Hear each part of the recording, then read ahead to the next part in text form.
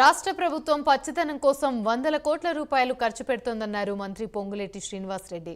కొత్తగూడెంలో స్వచ్ఛదనం పచ్చదనం కార్యక్రమంలో ఆయన పాల్గొన్నారు. రాష్ట్రంలోనే అత్యధిక అటవీ ప్రాంతం ఉన్న జిల్లా భద్రాద్రి కొత్తగూడెం జిల్లా అని తెలిపారు. రానున్న రోజుల్లో ఎవ్వరూ అడవిని కొట్టి పోడు వ్యవసాయం చేయొద్దని సూచించారు. కమ్యూనిస్టులు కూడా కొత్త పోడుకు మద్దతు తెలపొద్దని కోరారు. అడవిలోకి ఎండిన కట్టెల కోసం వెళ్లేవారిని అటవీశాఖ సిబ్బంది ఇబ్బందులకు గురి చేయొద్దని ఆదేశించారు. అలాగే ఫారెస్ట్ అధికారులను కాపాడుకోవాల్సిన బాధ్యత ప్రభుత్వం తీసుకుంటుందని హామీ ఇచ్చారు. భవిష్యత్తు రోజుల్లో అటవీ సాంద్రత పెంచే పర్యావరణాన్ని కాపాడుతామని చెప్పారు. విదేశాల్లో మాదిరి అటవీ జంతువులను కాపాడాలని అన్ని చర్యలు తీసుకుంటామని తెలిపారు.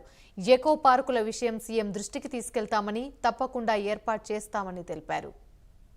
14-15 కిలోమీటర్ల దూరంలో నేను 3rd క్లాస్ 4th క్లాస్ ఎడ్ల బండ్లు అడవిలోకి వెళ్ళి ఎండిన పొలాల కోసం పోయేవాళ్ళు.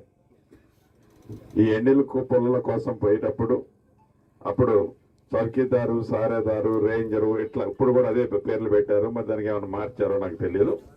ఆ డెడికేషను, ఆ ఆనెస్ట్నెస్ స్టిల్ నాకు ఇప్పటికీ గుర్తుంది.